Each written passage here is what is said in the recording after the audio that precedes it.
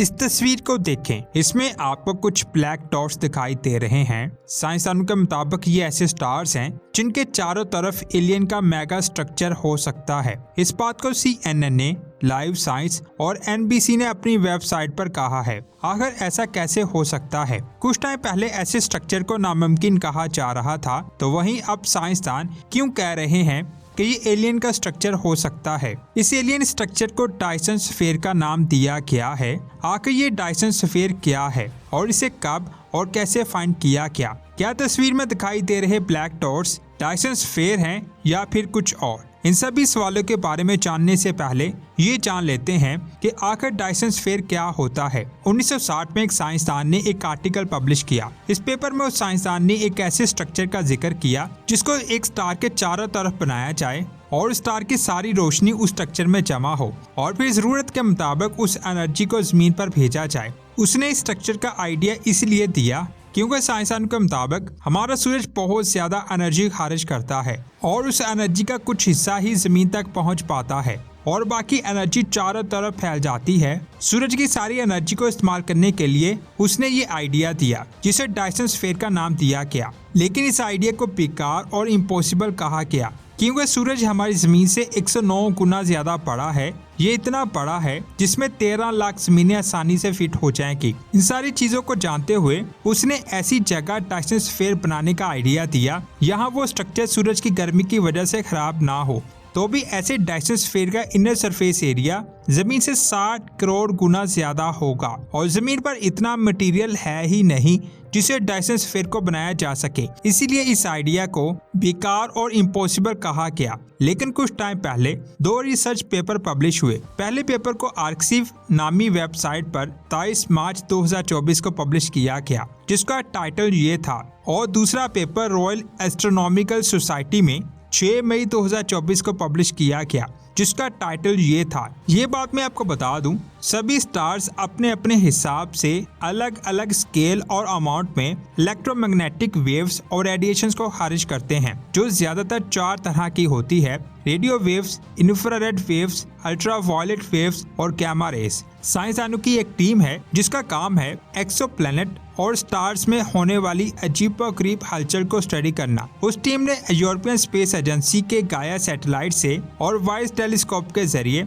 6500 light year के radius में मौजूद तकरीबन 50 लाख स्टार्स को स्टडी किया और उन्होंने कुछ स्टार्स में बहुत अजीब हलचल को नोटिस किया। असल में उन्होंने इन स्टार्स की वेवलेंथ में IEE को फाइंड करने की कोशिश की। IEE का मतलब है इंफ्रारेड एक्सेस इमिशन। आखिर इस चीज का एलियन से क्या ताल्लुक है? देखिए, स्टार्स बहुत ज्यादा हीट को स्पेस में खारिज करते हैं जिसकी वजह से इसकी हीट को अल्ट्रावायलेट में देखा जा सकता है। अगर किसी भी स्टार में UV रेज से ज्यादा किसी और वेव की मकदार ज्यादा हो तो उसका मतलब होता है वहाँ कुछ गड़बड़ है जिससे वो स्टार नॉर्मल से मुख्तलिफ दिखाई देता है। साइंसदान का कहना है अगर किसी स्टार के गिर्द डायसन स्फीयर मौजूद हुआ तो स्टार की सारी एनर्जी उस स्ट्रक्चर के अंदर जमा होगी जिससे हीट उस स्ट्रक्चर से इंफ्रारेड की शक्ल में खारिज होगी। और जिन 5 लाख स्टार्स को साइंसदानों ने स्टडी किया था उनमें 60 स्टार्स ऐसे थे जिनसे 60 गुना ज्यादा इंफ्रारेड रेडिएशन खारिज हो रही थी।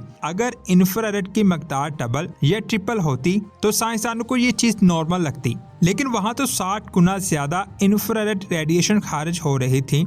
ऐसी चीजें 2 कंडीशंस में हो सकती हैं। नंबर 1, या तो वो कोई स्टार नहीं है। अगर वो स्टार है तो वो ऐसी कैटेगरी का स्टार है जिसे साइंसदानों ने अभी डिस्कवर नहीं किया। दूसरी कंडीशन के मुताबिक उस स्टार के गिर्द कोई मेगा स्ट्रक्चर मौजूद हो सकता है जिससे इतनी ज्यादा इंफ्रारेड खारिज हो रही है। पहली कंडीशन वाली बात लॉजिकल लगती है जबकि दूसरी कंडीशन वाली बात मसालेदार लगती है जिसको चिल्लाकर स्पेस एजेंसीज या न्यूज चैनल अपनी TRP को बढ़ा सकते हैं। इसीलिए लोगों ने ये कहना शुरू कर दिया कि ये स्टार डायसन स्फीयर ही होंगे, यानी इन स्टार के गिर्द एलियन का स्ट्रक्चर मौजूद है। इस न्यूज ने सबको हैरान कर दिया। अब यहाँ एक सवाल आता है कि क्या कोई ऐसा तरीका है जिसे पता चल सके कि किसी स्टार के गिर्द डायसन स्फीयर है या नहीं? मैं आपको बता दूं, एक तरीका है। इन स्टार्स में 7 स्टार्स हमारी जमीन के 1000 लाइट ईयर के रेडियस में मौजूद हैं जिनके की डायसन स्फीयर होने की बात की जा रही है। ये सारे स्टार्स M क्लास 12 स्टार्स हैं जिनका साइज सूरज से काफी छोटा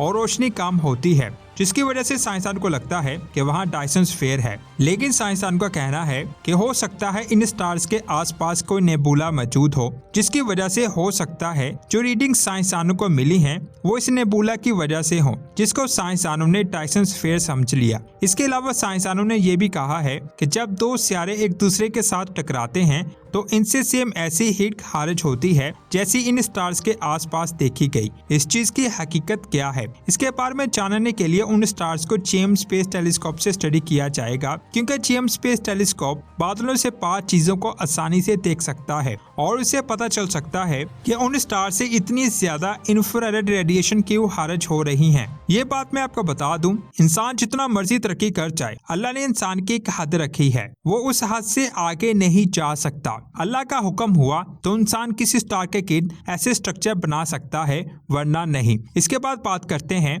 स्टार स्ट्रीम जेट की। हमारे गैलेक्सी से 32 करोड़ लाइट ईयर दूर कोमा क्लस्टर है। इस क्लस्टर के अंदर 1000 से ज्यादा गैलेक्सीज मौजूद हैं। साइंसदानों ने इसी गैलेक्सी क्लस्टर को देखकर डार्क मैटर को डिटेक्ट किया था। डार्क मैटर ऐसी चीज है जो मौजूद तो है लेकिन वो चीज दिखाई नहीं देती। अब सोचने वाली बात यह है कि साइंसदान को कोमा क्लस्टर से डार्क मैटर के बारे में पता कैसे चला। असल में इस क्लस्टर में मौजूद गैलेक्सीज एक दूसरे से बहुत ज्यादा तेजी के साथ दूर जा रही थी। साइंसदान को लगा कि शायद ये क्लस्टर बिखर जाए, लेकिन ऐसा नहीं हुआ। जिसके बाद साइंसदानों ने यहाँ के मास और ग्रेविटी की कैलकुलेशन की और उन्होंने कहा कि इस गैलेक्सी क्लस्टर में कोई ऐसी चीज है जिसका मास इतना ज्यादा है कि उसकी ग्रेविटी से ये गैलेक्सीज दूर जाने के बाद भी बिखर नहीं रही और वो चीज दिखाई भी नहीं दे रही थी। उस चीज को डार्क मैटर का नाम दिया गया। बेशक हर चीज अल्लाह के हुक्म से ही है, कोई भी चीज अल्लाह की मर्जी के बगैर हिल भी नहीं सकती और डार्क मैटर भी अल्लाह के राजों में से एक राज है। साइंसदान के मुताबिक इस गैलेक्सी क्लस्टर में 90% मास डार्क मैटर का है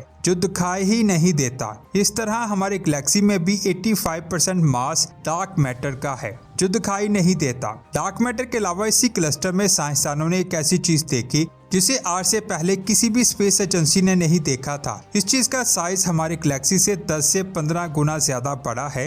आखिर ये चीज क्या है और इसे कोमा क्लस्टर में पहले क्यों नहीं देखा गया? 30 नवंबर 2023 को साइंसदानों ने एक रिसर्च पब्लिश की। इस रिसर्च ने साइंसदानों को हैरान कर दिया। पहली बार साइंसदानों ने एक गैलेक्सी क्लस्टर में एक बहुत बड़ी लाइन देखी जो बादलों की तरह दिखाई दे रही थी। इस लाइन का साइज हमारी गैलेक्सी से 10 गुना ज्यादा बड़ा था। इस लाइन में बहुत सारे स्टार्स थे।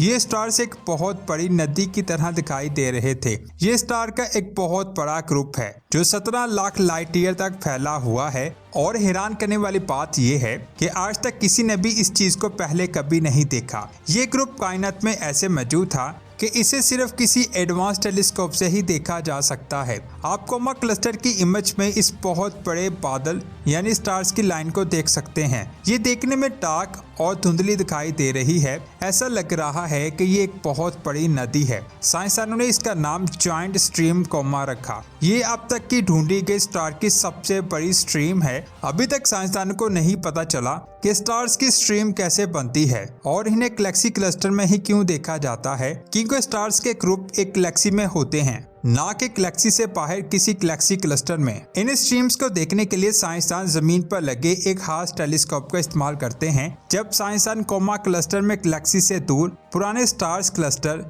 यानी ग्लोबुलर क्लस्टर को स्टडी कर रहे थे, तब उनको ये स्ट्रीम दिखाई दी। ऐसी स्ट्रीम तब बनती है जब आसपास की गैलेक्सीज में मौजूद पुराने स्टार्स अपनी गैलेक्सी से बाहर हो जाते हैं। हमारी गैलेक्सीज में ऐसे स्टार्स नेबुला की वजह से गैलेक्सी से बाहर जाते हैं, लेकिन गैलेक्सीज क्लस्टर में आसपास मौजूद गैलेक्सीज की ग्रेविटी की वजह से कई स्टार्स इस तरह से बाहर आकर एक दूसरे से ऐसे मिल जाते हैं कि वो एक स्ट्रीम की तरह दिखाई देते हैं। और जिस स्ट्रीम को साइंसदानों ने कोमा क्लस्टर में फाइंड किया है वो बहुत बड़ी है। साइंसदान का कहना है कि इस स्ट्रीम को देखने के बाद वो भी डार्क मैटर को देखने के और करीब आ गए हैं, लेकिन ये डार्क मैटर को तभी देख पाएंगे जब अल्लाह का हुक्म होगा। स्ट्रक्चर को देखकर ऐसा लग रहा है जैसे ये स्ट्रीम डार्क मैटर की वजह से ही बनी है। गैलेक्सीज में दिखाई देने वाले स्टार्स, ब्लैक होल्स और नेबुला का इतना मास नहीं होता कि इनकी ग्रेविटी की वजह से इतनी बड़ी स्टार्स की स्ट्रीम बन जाए। साइंसदान के मुताबिक डार्क मैटर की वजह से ही ग्रेविटी ऐसे ट्विस्ट हुई है कि स्टार्स की ऐसी स्ट्रीम बन पाई। हमारी गैलेक्सी और एंड्रोमेडा गैलेक्सी में इस तरह की बहुत सारी स्ट्रीम्स हैं। इनके बहुत बड़े गैलेक्टिक हेलो साइंसदानों को दिखाई भी देते हैं, लेकिन इनका साइज उस स्ट्रीम के सामने बहुत छोटा है। साइंसदान जॉइंट कॉमा स्ट्रीम के इस बहुत बड़े स्ट्रक्चर को स्टडी करेंगे कि आखिर स्टार्स की स्ट्रीम किसी गैलेक्सी से बड़ी कैसे हो सकती है। स्पेस में स्टार्स और ब्लैक होल के मुकाबले में ये स्ट्रीम बहुत कम टिकती है। गैलेक्सीज की हरकत और कायनात के फैलाव की वजह से इनकी शेप बहुत जल्द चेंज हो जाती है। इसीलिए इनको स्टडी करने के लिए हमें बहुत ज्यादा स्ट्रॉन्ग टेलीस्कोप की जरूरत होगी, तभी साइंसदान इनको समझ पाएंगे। साइंसदान के मुताबिक अगर वो इनको समझ गए तो गैलेक्सी में मौजूद 85% डार्क मैटर को भी समझा जा सकता है। इस चीज को देखकर साइंसदान बहुत ज्यादा हैरान है, क्योंकि वो इस चीज के इफेक्ट को देख रहे हैं जो मौजूद तो है लेकिन वो चीज दिखाई नहीं दे रही, जिसे डार्क मैटर का नाम दिया गया है। ये अल्लाह के राजों में से एक राज है। साइंसदान के मुताबिक ये डार्क मैटर किसी और डिमेंशन का हो सकता है जिसे हम नहीं देख सकते। हम इंसान 3 डिमेंशन में रहते हैं, हम सिर्फ 3 डिमेंशन में मौजूद चीजों को ही देख सकते हैं। अगर कोई चीज 4 डिमेंशन में चली जाए तो हम उसे नहीं देख सकते। हो सकता है वहाँ कोई ऐसी मखलूक रहती हो जिसको हम देख नहीं सकते। क्या हम इंसानों के अलावा इस कायनात में और मखलूक आबाद है? नीचे कमेंट्स करके जरूर बताएं। ऐसी ही वीडियोस को देखने के लिए हमारे चैनल को सब्सक्राइब करके बेल आइकन को प्रेस करें। मिलते हैं एक और शानदार वीडियो में। अपना बहुत सारा ख्याल रखें। अल्लाह हाफिज।